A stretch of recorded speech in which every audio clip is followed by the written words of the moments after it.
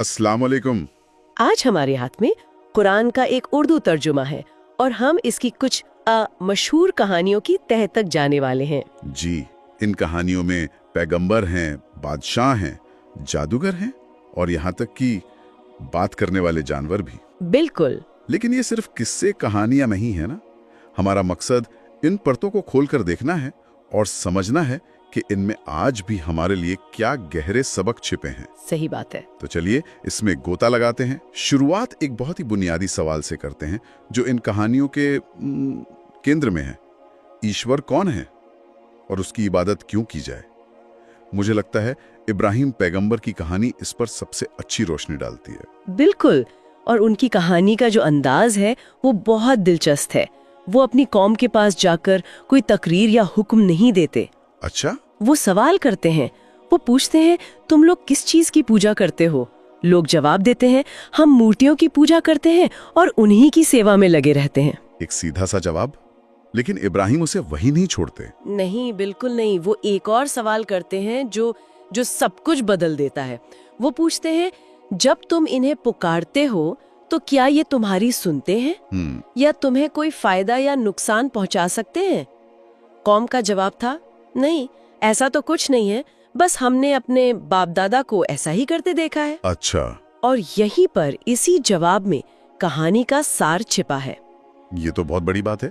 मतलब हम ऐसा इसलिए करते हैं क्योंकि हमेशा से ऐसा ही होता आया है। ये जवाब तो आज भी हमें हर जगह सुनने को मिलता है। यही तो, यहाँ सिर्फ रस्म की बात नहीं है। ये एक तरह से फर्स्ट प्रिंसिपल्स थिंकिंग का एक क्लासिक उदाहरण है। इब्राहिम ये नहीं पूछ रहे कि हम ये क्यों करते हैं, बल्कि वो पूछ रहे हैं कि क्या ये काम करता भी है। बुनियाद पर सवाल उठा है। हाँ, बुनियाद पर। क्या एक मूर्ति सुन सकती है? क्या वो तुम्हारी मदद कर सकती है? ये सोच आज भी उतनी ही जरूरी है, चाहे वो कोई सामाजिक परंपरा हो, कोई ऑफिस का कल्चर हो या कोई बिजनेस मॉडल। ये दिलचस्प है क्योंकि अक्सर परंपरा को इज्जत की नजर से देखा जाता है। यहाँ पर एक किताब परंपरा और विवेक के बीच एक तनाव पैदा कर रही है।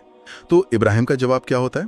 वो किसकी इबादत करते हैं? वो कहते हैं कि मैं तुम्हारे इन झूठे खुदाओं का दुश्मन हूँ, मैं तो सिर्फ रब्बुल आलमीन को मानता हूँ, यानी तमाम जहानों का मालिक। जी। फिर वो उसे परिभाषित करते हैं, वो जिसने मुझे पैदा किया, फिर वही मुझे रास्ता दिखाता है, जो मुझे खिलाता और पिलाता है, और जब मैं बीमार होता हूँ तो वही शिफा यानी सेहत देता है। वही मुझे मौत देगा और फिर जिंदा करेगा। इब्राहिम का ये बौद्धिक और शांत विरोध सत्ता को एक तरह की वैचारिक चुनौती थी, लेकिन स्रोत में एक ऐसी कहानी भी है जहां ये चुनौती सीधी और आमने सामने की टक्कर में बदल जाती है। मूसा और फिरौन। हाँ, मेरा मतलब मूसा और फिरौन की कहानी से है। ये शक्ति के टकराव की एक जबरदस्त दास्तान है। बिल्कुल। और ये कहानी एक बहुत ही मानवीय पहलू से शुरू होती है। जब ईश्वर मूसा को हुक्म देता है कि वो फिरौन के पास जाएं क्योंकि वो बहुत सरकश हो गया है, तो मूसा वो फौरन हाँ नहीं कहते। अच्छा। वो अपनी कमजोरियां गिनाते हैं। वो कहते हैं, ए मेरे रब, मुझे डर है कि वो मुझे झुठला देंगे, मेरा दिल तंग होता है और मेरी जबान रुकती है। ये तो कमाल है। वो ये भी कहते हैं कि उन पर एक कत्ल का इल्जाम है, इसलिए उन्हें डर है कि फिरौन के लोग उन्हें मार डालेंगे। एक पैगंबर जिसे इतनी बड़ी जिम्मेदारी दी जा रही है, वो अपनी घबराहट और डर को खुलकर बयान कर रहा है। ये उन्हें बहुत ज्यादा भरोसेमंद और रिलेटेबल बना देता है। और उनकी दुआ कबूल होती है। उन्हें उनके भाई हारून का साथ मिलता है, जो उनसे बेहतर बोलते थे। जब ये दोनों फिरौन के दरबार में पहुंचते हैं तो फिरौन का पहला वार बहुत निजी होता है।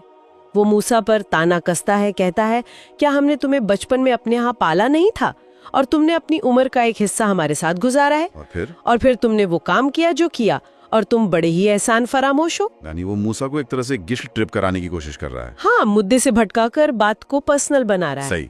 हाँ, लेकिन मूसा का जवाब देखिए।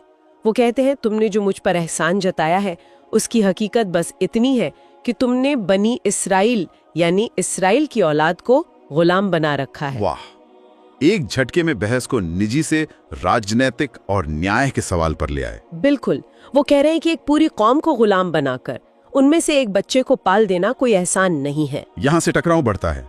फिरौन पूछता है, और ये रब्बुल आलमीन क्या होता है? इस पर मूसा जवाब देते हैं, आसमानों और जमीन का रब और जो कुछ उन दोनों के बीच है उसका रब।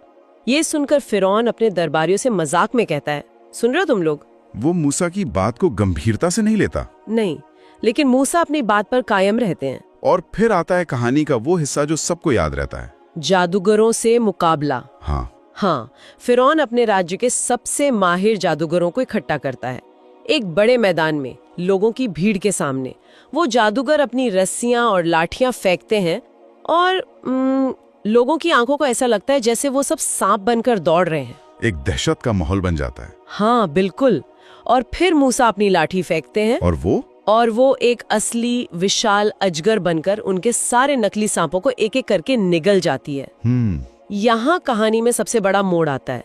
वो जादूगर जो अभी अभी फिरौन से इनाम का वादा ले रहे थे, वो सच को पहचान लेते हैं। लेकिन ये बदलाव इतनी तेजी से कैसे आया? मेरा मतलब, क्या ये सिर्फ चमत्कार का असर था या वो जादूगर होने के नाते असली और नकली शक्ति के बीच का फर्क फौरन समझ गए? ये बहुत अहम सवाल है।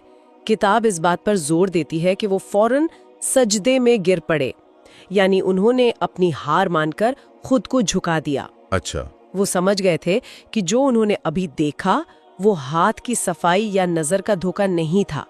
वो जादू की सीमाओं को जानते थे और ये उससे कहीं बढ़कर था। तो उन्होंने ऐलान कर दिया? उन्होंने ऐलान किया, हम रब्बुल आलमीन पर ईमान लाए जो मूसा और हारून का रब है। और फिरौन का अहंकार यहाँ अपने चरम पर पहुंच जाता है। वो गुस्से से कहता है, मेरी इजाजत के बिना तुम उस पर ईमान ले आए। जरूर ये तुम्हारा गुरु है जिसने तुम्हें जादू सिखाया। और फिर धमकी देता है। हाँ, वो उन्हें धमकी देता है, मैं तुम्हारे हाथ पैर उल्टी तरफ से कटवा दूंगा और तुम्हें खजूर के तनों पर सूली चढ़ा दूंगा। लेकिन जादूगरों का जवाब देखिए, जो अब ईमान ला चुके थे। वो क्या कहते हैं? वो कहते हैं, कोई नुकसान की बात नहीं, हम तो अपने परवरदिगार की तरफ लौटने ही वाले हैं। एक पल में मौत का डर उनके दिलों से निकल गया। ये आस्था की शक्ति का सबसे बड़ा प्रदर्शन है। बिल्कुल। वाह, फिरौन के जादूगरों का इस तरह ईमान ले आना तो कहानी का सबसे बड़ा टर्निंग पॉइंट लगता है। सही बात है, फिरौन की शक्ति का प्रदर्शन उसी के खिलाफ हो गया। अब एक ऐसे पैगंबर की बात करते हैं जिनकी शक्ति टकराव या जादू से नहीं बल्कि ज्ञान और विनम्रता से थी। यहाँ तक कि वो जानवरों की बोली भी समझते थे। सुलेमान। हाँ, सुलेमान की कहानी तो बिल्कुल किसी फैंटेसी नॉवेल जैसी लगती है। ये सच है, उनकी कहानी में शक्ति का एक बिल्कुल अलग रूप दिखता है। एक मशहूर वाकया है जब सुलेमान अपनी पूरी सेना के साथ, जिसमें इंसान, जिन्न और परिंदे शामिल थे, एक घाटी से गुजर रहे थे। ये चींटियों की घाटी थी। और वहाँ जो हुआ वो अद्भुत है। वहाँ एक चींटी ने बाकी चींटियों को आवाज लगाई, ए चींटियों, अपने अपने घरों में घुस जाओ, कहीं ऐसा ना हो कि सुलेमान और उसकी फौजें तुम्हें कुचल डाले और उन्हें खबर भी ना हो। और सुलेमान ने ये सुन लिया। हाँ, एक बादशाह जो इतनी बड़ी सेना का लीडर है, वो एक चींटी की बात सुन रहा है। किसी और शासक की जगह होता तो शायद इसे अपनी बेइज्जती समझता या नजरअंदाज कर देता। लेकिन सुलेमान की प्रतिक्रिया देखिए, वो ये सुनकर मुस्कुरा देते हैं। गुस्सा या घमंड नहीं करते। नहीं, इसके बजाय वो फौरन ईश्वर से दुआ करते हैं, ए मेरे परवरदिगार, मुझे तौफीक दे कि मैं तेरी उस नेमत का शुक्र अदा करूं जो तूने मुझ पर और मेरे माँ बाप पर की है। ये आज के लीडर्स के लिए एक बहुत बड़ा सबक है। बिल्कुल। अक्सर छोटी छोटी आवाजें टीम के सबसे जूनियर सदस्य की बात अनसुनी कर दी जाती है। यहाँ एक बादशाह एक चींटी की बात पर ध्यान दे रहा है और अपनी शक्ति पर घमंड करने के बजाय सुनने की इस क्षमता के लिए ईश्वर का शुक्रगुजार हो रहा है। कमाल का नजरिया है। इसी कहानी में एक और दिलचस्प किरदार है, हुदहुद नाम का एक पक्षी। हाँ, एक बार सुलेमान परिंदों का जायजा ले रहे होते तो देखते हैं कि हुदहुद गायब है। वो नाराज होते हैं और कहते हैं कि अगर उसने कोई वाजिब वजह नहीं बताई तो मैं उसे सख्त सजा दूंगा। लेकिन थोड़ी देर में हुदहुद वापस आता है और एक बहुत बड़ी खबर लेकर आता है, सबा की मलिका के बारे में। जी, वो कहता है, मैं सबा नाम की एक जगह से एक यकीनी खबर लाया हूँ। वहाँ की हुक्मरान एक औरत है जिसे हर चीज हासिल है और उसका तख्त बहुत शानदार है। और वो अल्लाह को नहीं मानती। हाँ, वो कहता है, मैंने देखा कि वो और उसकी कौम अल्लाह को छोड़कर सूरज को सजदा करते हैं। तो एक छोटा सा पक्षी एक इंटेलिजेंस एजेंट का काम कर रहा है एक तरह से। हाँ, और फिर वो वाकया आता है जब सुलेमान उस मलिका का तख्त अपने दरबार में मंगवा लेते हैं। हाँ, और वो भी पलक झपकने से पहले। ये उनकी शक्ति और उनके नियंत्रण का एक और प्रदर्शन था। लेकिन इसका मकसद मलिका को नीचा दिखाना नहीं था, बल्कि उसे एक बड़ी हकीकत से रूबरू कराना था। यहाँ ये समझना जरूरी है कि किताब इस बात पर जोर देती है कि ये शक्ति सुलेमान की अपनी नहीं थी, ये ईश्वर की दी हुई थी। अच्छा। जब वो तख्त को अपने सामने रखा हुआ देखते हैं तो वो कहते हैं ये मेरे परवरदिगार का फजल है। फजल यानी उसकी कृपा या मेहरबानी। बिल्कुल। वो आगे कहते हैं ताकि वो मुझे आजमाए कि मैं शुक्र करता हूँ या नाशुक्रगुजारी। ये फिरौन के अहंकार से बिल्कुल विपरीत है। एकदम। फिरौन अपनी ताकत को अपनी मानता था, जबकि सुलेमान अपनी हर कामयाबी को ईश्वर की देन और एक इम्तिहान समझते थे। तो हमने देखा कि कैसे पैगंबरों को झुटलाने वालों का क्या अंजाम हुआ, जैसे फिरौन। किताब में और भी ऐसी कौमों का जिक्र है और जब हम उन्हें एक साथ देखते हैं तो उनमें एक पैटर्न नजर आता है। हाँ, एक साफ पैटर्न है। नूह, हूद, सालेह, लूत और शुएब जैसे पैगंबर अपनी अपनी कौम के पास एक ही संदेश लेकर आते हैं। क्या संदेश? अल्लाह से डरो और मेरी बात मानो। मैं इस काम के लिए तुमसे कोई बदला या मजदूरी नहीं मांगता। लेकिन हर बार कौम के सरदार या अमीर लोग उन्हें झुठला देते हैं। और झुठलाने की वजहें भी लगभग एक जैसी लगती हैं। बिल्कुल। वजह होती है घमंड, दुनिया की चीजों से बहुत ज्यादा लगाव या बस परंपरा से चिपके रहना। अच्छा। जैसे कौमे आद के बारे में बताया गया है कि वो हर ऊंची जगह पर बस दिखावे के लिए बड़ी बड़ी इमारतें बनाती थीं। कौमे समूद के लोग पहाड़ों को तराश कर मजबूत घर बनाते थे और अपनी कारीगरी पर घमंड करते थे। और शुएब की कौम कारोबार में बेईमान थी, वो नाप तौल में कमी करती थी और हर बार नतीजा तबाही होती है। ये कहानियां एक तरह की चेतावनी की तरह लगती हैं। जी। ये तो हुई इनकार करने वालों की बात। तो फिर इस किताब के मुताबिक एक अच्छे इंसान या जिसे रहमान के बंदे कहा गया है, उसमें क्या खूबियां बताई गई हैं? हाँ, ये तो इन किरदारों के ठीक उलट होनी चाहिए जिनकी हमने अभी बात की। यह है कि रहमान के बंदे वो हैं जो जमीन पर नरमी और विनम्रता से चलते हैं। यानी फिरौन और उन घमंडी सरदारों के बिल्कुल उलट। एकदम। और दूसरी खूबी, जब जाहिल लोग उनसे उलझते हैं तो वो सलाम कहकर गुजर जाते हैं। मतलब लड़ाई झगड़े में नहीं पड़ते। नहीं, वो शांति से किनारा कर लेते हैं। वो अपनी रातें अपने रब के आगे सजदे में और क़याम में यानी इबादत में गुजारते हैं। उनके खर्च करने के बारे में भी कुछ दिलचस्प बताया गया है। हाँ, ये बहुत व्यावहारिक बात है।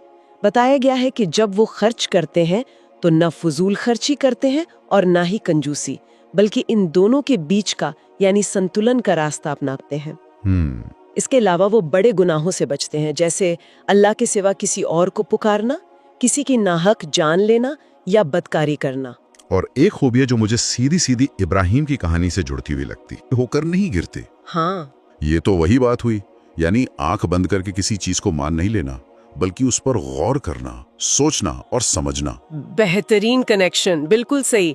ये हमें वापस इब्राहिम की कहानी की याद दिलाता है, जो आंख बंद करके परंपरा को मानने से इनकार कर देते हैं। एक नेक इंसान की पहचान ये है कि वो अपने विवेक और समझ का इस्तेमाल करता है।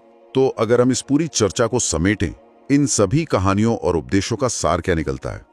एक तरफ हमें फिरौन, कौमे आद और दूसरे सरदारों का घमंड, इनकार और दुनियावी चीजों में गुम हो जाने का अंजाम दिखता है। हाँ, और दूसरी तरफ इब्राहिम की विवेकशीलता, मूसा का सब्र, सुलेमान की विनम्रता और रहमान के बंदों के अच्छे गुण हैं। बिल्कुल। कहानी का निचोड़ यही है। ये किताब बार बार इस बात पर जोर देती है कि इन किस्सों में निशानी है, यानी सोचने समझने वालों के लिए सबक।